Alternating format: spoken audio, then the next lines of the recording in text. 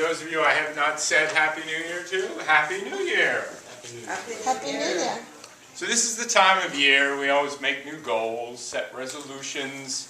Maybe you decide to learn a new skill, develop some new lifestyle, take concrete steps to pursue a dream that you've always had. Maybe become a proficient public speaker. But let me ask you a question. Have you ever, say, tried something new, found out it was harder than you thought, then decided, I don't have the talent for it, and let it go? Yes. Yeah, I have. Yeah. Well, that's what I call the talent trap. And tonight we're going to get insights that hopefully will let you avoid that in the future.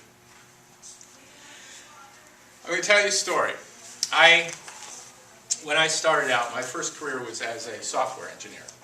And I have sort of a logical bent of mind, and I really enjoyed writing code. But I had friends who were good, they could draw, and I didn't ever seem to be able to draw.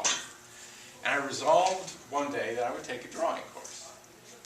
So I signed up for this drawing course, and one of our first assignments was a charcoal drawing. And we were supposed to take a photograph and draw the photograph. And we had learned some things about the proportions of the face and things like this. So I had my easel up, and I was measuring everything out, and I was sort of sizing the drawing, sizing my picture, and like this. And I'm drawing like this. And the teacher comes over. She kind of looks at the drawing. Are you an engineer? Yes. Well, you draw like one. And with that, she walked away. And indeed, the drawing was just not a particularly good drawing, okay? But that comment pissed me off so much. I took the piece of paper, I just ripped the piece of paper off the easel, started with a new piece of paper, picked up my piece of charcoal, and just looked at the picture and just drew what I saw. Just drew what I saw. And when I finished, I stepped back and said, damn, that's actually a pretty good drawing. And it was. And the reason I tell you this is that, see, I had thought I just don't have a talent to draw. No inborn ability to draw. But really what it was, I just didn't know how to draw. Another example, John Irving, the famous novelist. He wrote Cider House Rules, he wrote The World According to Garp, Owen Meany, quite a number of novels. He's been celebrated by critics and literary analysts as one of the great geniuses in American literature. And in his own commentary, in his own biography, he says, I had to get by with just almost no talent. Well, how could that be? There was this whole field of creativity and talent has come under a lot of research in the last probably 20 years. And educators and very business people, they buy into the notion of talent, and we have gifted and talented programs where kids are picked out. And businesses think, if we need innovation, we've got to identify our talented innovators and put them in special gifted and talented innovation tanks or something like this. Well, a researcher at Harvard took the time to examine some of John Irving's habits and patterns and concluded, well, yes, indeed, he has very little talent. But what he has a love for his craft. He writes 10 hours a day. He still writes 10 hours a day as a very successful novelist. He has a love for his craft, and he's put in the time to perfect the craft.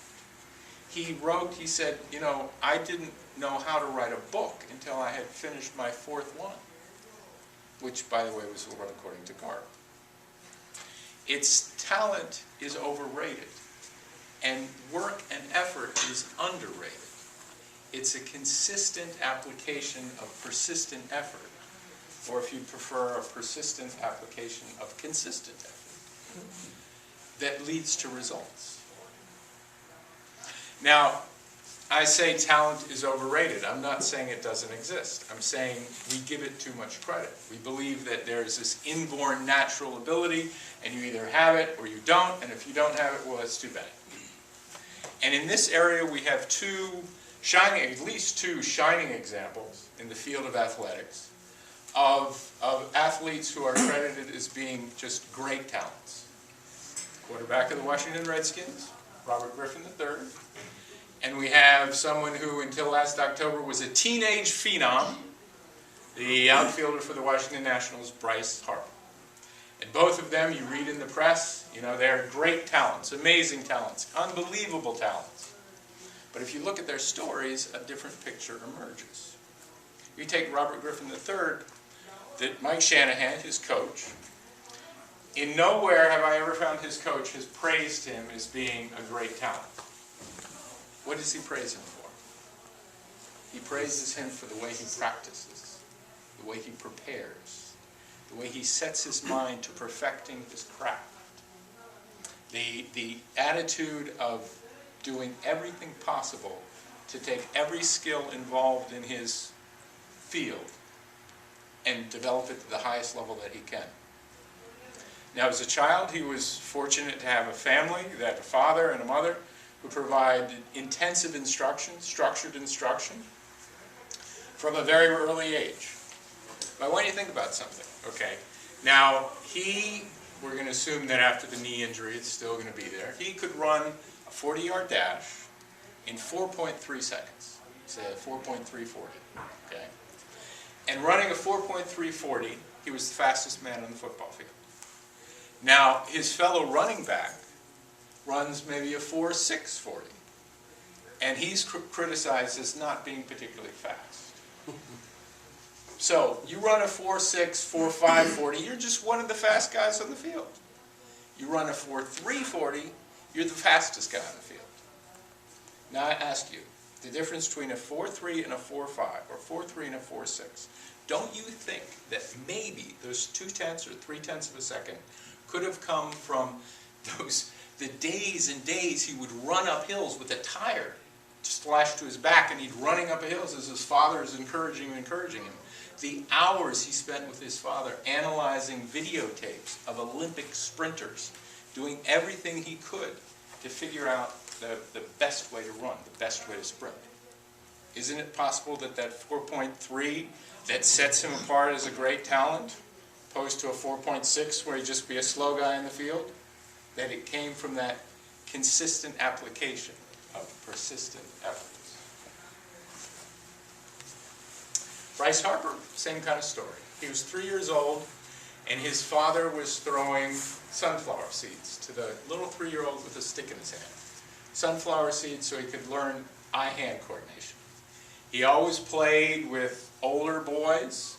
He always, and just like Bryce, or like Robert Griffin, both of them, there was a strong supporting system for them, but both of them, they were doing it out of the love. The same way that John Irving does his writing, out of the love for the deed. Out of the love for the deed, and then the time that went into perfecting the deed. Now, maybe this sounds like a reasonable argument, okay? Talent is overrated. Work and effort are underrated. But then how do we explain sort of the transcendent greatness that we've seen in history? I mean, how might we explain these staggering, immortal achievements that seem to defy explanation, if not by some magical divine gift? I mean, think of Mozart. Mozart is always the example that comes up in these discussions of genius and inborn talent. I mean, after all, at 5 years old, he was writing music. At 8 years old, he was giving public performances. By the time he died at 35, he had left behind hundreds of works, some of them considered masterpieces in the Western canon of music. Well, if that's not talent, what is? It's an interesting story. Mozart's father was Leopold Mozart. Now, Leopold was also a musician and composer. Not a particularly outstanding one. You know, he was a working composer and musician. But what he was particularly good at was teaching music. In fact, Leopold's violin instruction books were used for decades after his death. And Leopold began tutoring the young Wolfgang at age 3. Wolfgang began intensive instruction in music at age 3. And you say, but still, he was writing music at age 5. Yes, but None of the music was in his own hand. All of the music was corrected by his father, who, by the way, stopped composing after Wolfgang was born. But he was playing, giving public performances at age 8. And indeed he was. He was giving recitals of material, previously arranged materials. And yes, he was writing through his teens, but what he was writing were rearrangements of pieces primarily by Bach, who was also his teacher in London, not the Johann Sebastian Bach, the other Bach, okay. His first piece of work that was considered genius was Piano Concerto No. 9, which he wrote at 21 years old.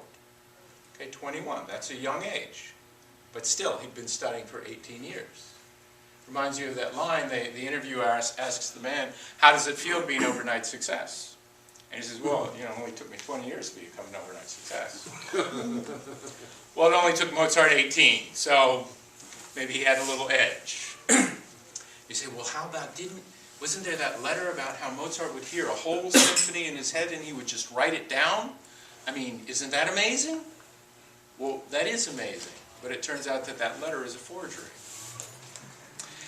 As scholars have shown, Mozart worked on his manuscripts, he reworked on his manuscripts, he edited them, he took pieces out, he saved them for later, he brought pieces in. The long and the short of it, he worked on his music just like any other human being, just like any other composer works on his music.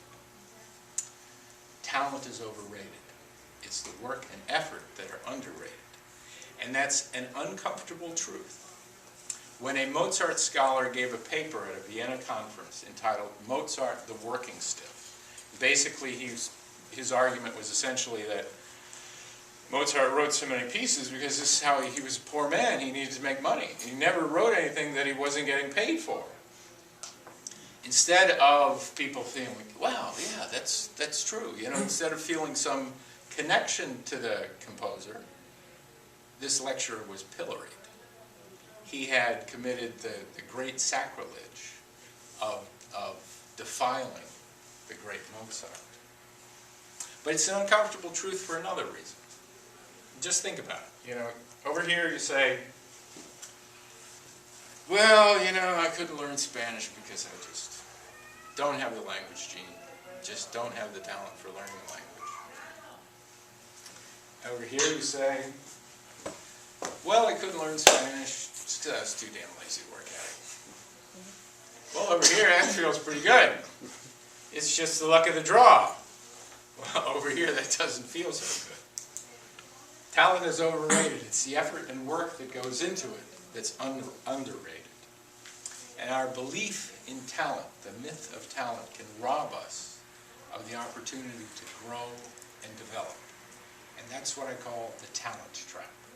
It's the mental hole we fall into when we think that our struggling to do something, our struggling to learn something, is an indication that we don't have the talent for it. No, it's an indication that we're human beings. Talent is overrated. Don't let the false idea of talent lame your pursuit of the goals you've set for this year. Don't let the talent trap snare you.